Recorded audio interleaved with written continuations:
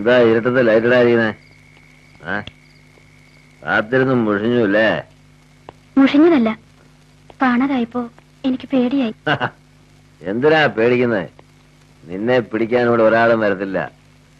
കൊലപ്പുള്ളിയായ കുഞ്ഞച്ചന്റെ വീടായത്. ഇവിടെ കയറി വരുന്നവരെ കാല് വിറയ്ക്കും. 1000 അൽസേഷൻ നായയുടെ പവറാ ഒരു കൊലപ്പുള്ളിക്ക്. നിനക്ക് സുഖം കിടന്ന് ഉറങ്ങിക്കൂടായിരുന്നു? സുഖമായി ഉറങ്ങിയ കാലം ഞാൻ മറന്നുപോയി. അത് എന്റെ കുറ്റമല്ല. കുറ്റം എന്റേതാണ്. ഇന്ന് വരാൻ ഇത്ര വൈകിയപ്പോ മനസ്സിൽ എന്തൊക്കെയോ വിഷമം തോന്നി. നീ എന്തിനാ എന്നെ കുറിച്ച് ഇങ്ങനെ വിഷമിക്കുന്നേ? ഞാൻ കുഞ്ഞച്ചന്റെ ഭാര്യയല്ലേ? ഞാൻ ഭർത്താവും, ബ്രഹ്മചാരിയായ ഭർത്താവ്. ഞാനൊരു രോഗിയായത് എന്റെ കുറ്റമാണോ കുഞ്ഞച്ച? രോഗം മാറിയതായിരുന്നു, കൂടുമെന്ന് കരുതിയില്ല. അതുകൊണ്ട് വീട്ടുകാരെ വിവാഹം നിശ്ചയിച്ചപ്പോ ഞാൻ എതിർത്തില്ല. അതുകൊണ്ട് തന്നെ ഞാൻ ഇന്നൊരു കൊലപ്പുള്ളിയായി. ഞാൻ കുഞ്ഞച്ചന്റെ ജീവിതത്തിന് ഒരു വിലങ്ങുതടിയാണെന്ന് എനിക്കറിയാം. ആത്മഹത്യ ചെയ്യാൻ ഞാൻ പലപ്പോഴും തീരുമാനിച്ചതാണ്. പക്ഷെ എന്തോ എനിക്കതിന് കഴിഞ്ഞില്ല. ഞാൻ ആത്മഹത്യ ചെയ്താൽ കുഞ്ഞച്ചൻ കൊന്നതാണെന്നേ ആൾക്കാർ പറയും. ഇനി എന്നെ ചികിത്സിക്കരുത്, മരുന്ന് കഴിക്കാൻ നിർബന്ധിക്കരുത്. എനിക്കൊരാഗ്രഹമേ ഉള്ളൂ, ഈ കൈകളിൽ കിടന്നു വേണം എനിക്ക് മരിക്കാൻ. നീ ഇങ്ങനെ സെന്റിമെന്റലായാലോ? നിന്നോട് സ്നേഹമില്ലാഞ്ഞിട്ടാണോ?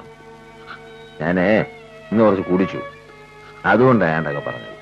ഞാൻ കാരണമുള്ള വിഷമം കൊണ്ടല്ലേ കുഞ്ഞച്ചൻ കുടിച്ചത്? അതുകൊണ്ടൊന്നുമല്ല. എന്റെ ഒരു പഴയ കൂട്ടുകാരനെ കണ്ടു, അവൻ നിർബന്ധിച്ചു, ഇത്തിരി കുടിച്ചു, ഇത്രയേ ഉള്ളൂ. നീ ഊണ് കഴിച്ചോ? ഇവിടെ വന്നേ പിന്നെ ഞാൻ കുഞ്ഞച്ചന്റെ കൂടെയല്ലേ ഊണ് കഴിക്കാറുള്ളൂ. നീ പോയി കഴിക്കും. കുഞ്ഞച്ചൻ കഴിക്കുന്നില്ലേ? ഞാൻ കഴിച്ചു, ആ സുഹൃത്തിന്റെ കൂടെ. ചെല്ല.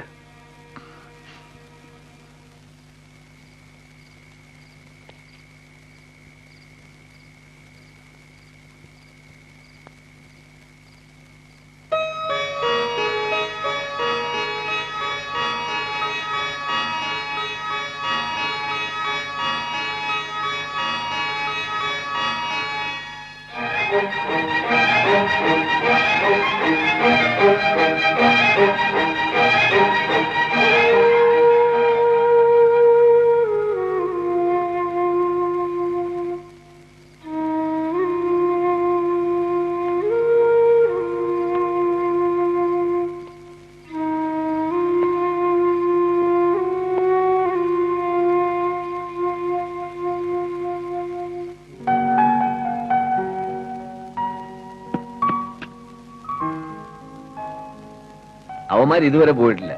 അസൂയ. ആദ്യ രാത്രി 2ാം ദിവസം പറയുന്ന അവന്മാര് പറയുന്നു. കൂട്ടുകാരാന്ന് പറയട്ടെ എന്താ കാര്യം?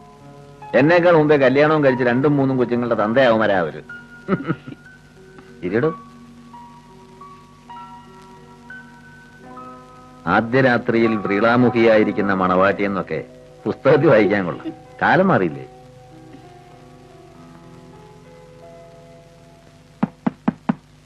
നാശം. സ്വർഗത്തിലെ കട്ടുമെന്ന് പറഞ്ഞു കേട്ടിട്ടില്ലേ? അതിതാണ്.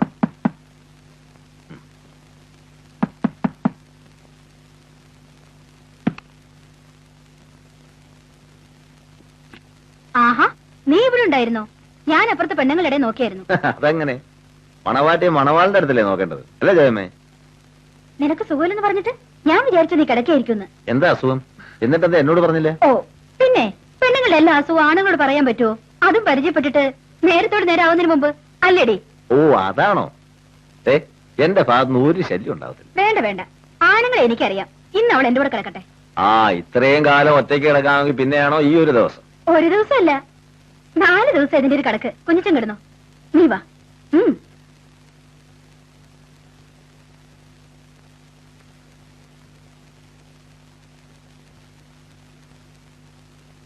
ഇന്നലെ രാത്രി ഒരുപോലെ കണ്ണടച്ചിട്ട് കട്ടിലേക്ക് വീണ ആ നിമിഷം ഉറങ്ങുന്ന എന്റെ സ്വഭാവം. പക്ഷെ ഇന്നലെ ഞാനും ഉറങ്ങിയില്ല. ചേട്ടത്തി ഇന്നലെ കൊല്ലാനുള്ള കലിയുണ്ടായിരുന്നു എനിക്ക്. ഇടയ്ക്ക് ഉണർന്നപ്പോഴൊക്കെ ഞാൻ ഉറങ്ങാതെ കിടക്കുന്ന കണ്ട് ചേച്ചി ഇന്നലെ എന്നെ 2-3 വട്ടം വഴക്ക് പറഞ്ഞു. അവർക്കൊക്കെ പറയാം, ഈ ദിവസങ്ങളിലൂടെ അവരും കടന്നുപോയെന്ന് അവരൊക്കെ ഓർമ്മിക്കാത്തെന്താ? കല്യാണമേ വേണ്ടെന്ന് വെച്ച് നടന്നവനാ ഞാൻ. ചേട്ടത്തി ഒരാളുടെ നിർബന്ധം കൊണ്ടാ ഇപ്പോഴെങ്കിലും ഇത് സമ്മതിച്ചത്. ഫുട്ബോളിൽ വലിയ കളിക്കാരനായിരുന്നു അല്ലേ? വീട്ടിൽ കാശുള്ളതുകൊണ്ട് ഇന്ത്യയിലെ വൻകിട കമ്പനികളൊക്കെ ഒന്നാം തരം ജോലിയും കൊണ്ട് എന്റെ പുറകെ നടന്നതാ.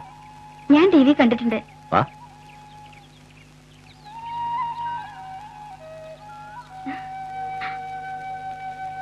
പറമ്പൊക്കെ ഇഷ്ടായ?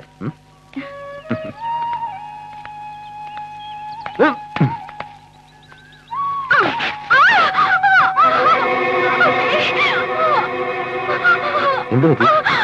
എന്ത് പറ്റി എന്നെ? വേദന സഹിക്കാൻ പറ്റുന്നില്ല.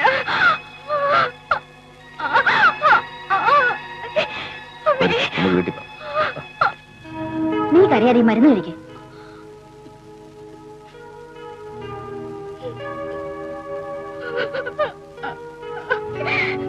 ചില പെണ്ണുങ്ങൾക്ക് ഇങ്ങനെയാ, മാസത്തിൽ കുറച്ചു ദിവസം ഈ വേദന സഹിച്ചേ പറ്റൂ. കല്യാണം കഴിച്ചാൽ മാറുമെന്ന് ചില ഡോക്ടർമാർ പറയാറുണ്ട്. കരയാതെ. ഇതിനാണോ നീ കിടന്ന് കരയുന്നത്? ഇങ്ങനെ കരയാൻ കൊച്ചുകുട്ടിയൊന്നുമല്ലോ. കുഞ്ഞിച്ച, എനിക്ക് വീട്ടിൽ പോണം, ഡോക്ടറെ കാണണം. ഡോക്ടറെ കാണാൻ എന്തിനാ വീട്ടിൽ പോകുന്നത്? ഇവിടെ ഡോക്ടർമാരില്ലേ? വേണേ ഇങ്ങോട്ട് വിളിക്കാം. ഡോക്ടറെ വിളിക്കട്ടെ ജോയമ്മേ? പോരാ, എനിക്ക് വീട്ടിൽ പോണം. അവിടെ ഇവളെ സ്ഥിരമായി നോക്കുന്ന ഡോക്ടർ ആവുമ്പോ അതാ നല്ലത്. അതാ അവളീ വീട്ടിൽ പോകണമെന്ന് പറയണത്. സ്ഥിരമായെന്ന് പറഞ്ഞാൽ ജോയമ്മയ്ക്ക് എന്താ അസുഖം? അത് പിന്നെ വീട്ടിലെ കുടുംബ ഡോക്ടറാ.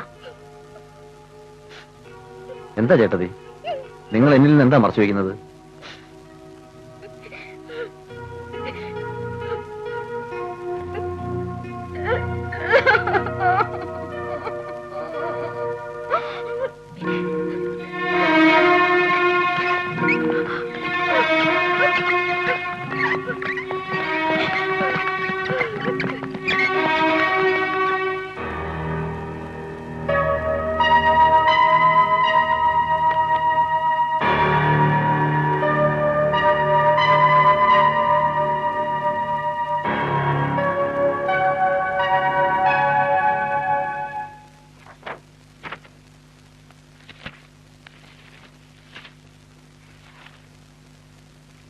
റേഡിയേഷൻ മുടക്കിയതാണ് ഇപ്പൊ ഇതിങ്ങനെ വർദ്ധിക്കാൻ കാരണം.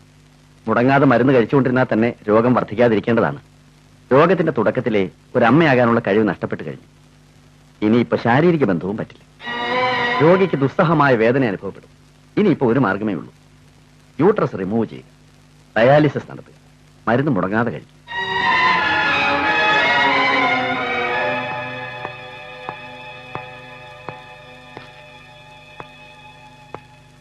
നമ്മൾ തമ്മിൽ തർക്കിച്ചിട്ട് എന്താ കാര്യം? രോഗം ആർക്കാ വന്നുകൂടാത്തത്? ഇത് നിനക്കായിരുന്നെങ്കിൽ അവള് സഹിക്കണ്ടേ? അവക്ക് വന്നാ നീയും സഹിക്കണം. എന്റെ മുമ്പിൽ പോകുന്നുണ്ടോ ഞങ്ങള്? നീ എന്തിനാ എന്നെ നേരെ ചൂടാവുന്നത്? ഞാനെന്ത് ചെയ്തിട്ടാ? നിനക്കൊക്കെ നല്ലത് വരാനേ ഞാൻ ആഗ്രഹിച്ചിട്ടുള്ളൂ. നിത്യരോഗിയായ അനിയത്തി എന്റെ തലയെ കെട്ടിവെച്ചത് എനിക്ക് നല്ലത് വരാനാണല്ലേ? കർത്താവേ, നീ ദൈവദോഷം പറയരുത്. 10-13 കൊല്ലം മുൻപ് നിന്റെ അമ്മയുടെ സ്ഥാനത്ത് ഈ വീട്ടിൽ കയറി വന്നോളാം ഞാൻ. അതെ, എന്റെ അമ്മയുടെ സ്ഥാനത്ത് നിങ്ങളെ കണ്ടതാ എനിക്ക് പറ്റിയ തെറ്റ്. കാള കളിച്ചിരുന്ന നിനക്കേ ഒരു കുടുംബവും നല്ലൊരു ജീവിതം ഉണ്ടാക്കി തരാൻ ശ്രമിച്ചതാ എനിക്ക് പറ്റിയ അബദ്ധം. എന്നെ നന്നാക്കാനോ അതോ നിങ്ങളുടെ കുടുംബത്തെ രക്ഷിക്കാനോ? സ്വത്തുക്കൾ കൈമറിഞ്ഞു പോകാതിരിക്കാൻ, അനിയത്തിക്ക് ഒരു ഭർത്താവ് ഉണ്ടാകാൻ, അതായിരുന്നില്ലേ നിങ്ങളുടെ ലക്ഷ്യം? അതിനല്ലേ നിങ്ങൾ എന്നെ ബലിയാറാക്കിയത്? ഇതിനൊക്കെ എന്നോടല്ല നീ തട്ടിക്കറേണ്ടത്. സ്വന്തം ചോരയില്ലേ ചേട്ടൻ? ആ ചേട്ടനോട് ഞാൻ ചോദിക്കും. എല്ലാരും എനിക്കറിയാം. ആരെയും ഞാൻ വെറുതെ വിടാൻ പോകുന്നില്ല. എല്ലാറ്റിനും ഞാൻ ഭാരം ചോദിക്കും. നീ ഞങ്ങളെ എന്ത് ചെയ്യാനാ? അവരോട് ചെയ്ത പാപത്തിന് ദൈവം തന്ന ശിക്ഷയാണെന്ന് വിചാരിച്ചാ മതി. പോകുന്നുണ്ടോ എന്റെ മുമ്പിൽ നിന്ന്? മാർപ്പാപ്പ തിരുമേനിയുടെ കയ്യിൽ നിന്ന് ഷെവലിയർ പട്ടം വാങ്ങിച്ചിട്ട് കണ്ണിക്കണ്ട കൊള്ളരായ്മകളൊക്കെ ചെയ്ത ഷെവലിയർ പത്തത്തിന്റെ മക്കളല്ലേ നീയൊക്കെ?